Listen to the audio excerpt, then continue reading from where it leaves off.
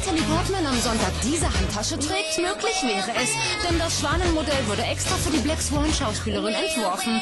In den sogenannten Gifting Lounges bekommt der prominente Oscar-Gast luxuriöse Gratis-Accessoires, edel und manchmal auch ein bisschen verrückt, wie diese sehr spezielle Brosche.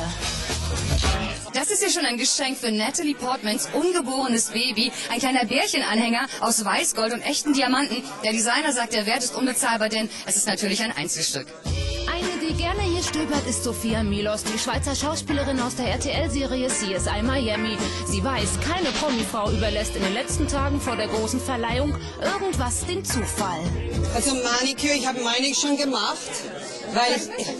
Ja, es ist gut, natürlich. Ich mag's natürlich, ne? Und Facials, da kriege ich noch ein Facial am Freitag und Haare und Coiffeur und Massage und man isst nicht so viel.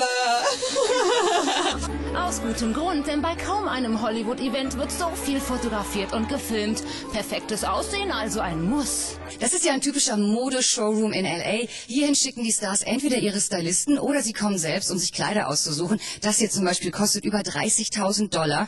Erst am Oscar-Tag entscheiden sie sich, welche Kreation sie tragen werden. Und vielleicht entdecken sie ja eins dieser beiden Kleider auf dem roten Teppich wieder. Und trotzdem, das schönste und teuerste Kleid ist nichts ohne die Geheimwaffe der Stars, die Speckwegwäsche.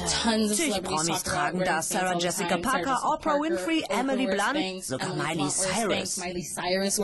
Aha, wochenlange Vorbereitung, Luxusgeschenke und Beauty-Tricks. Beim Event des Jahres will sich schließlich keiner blamieren.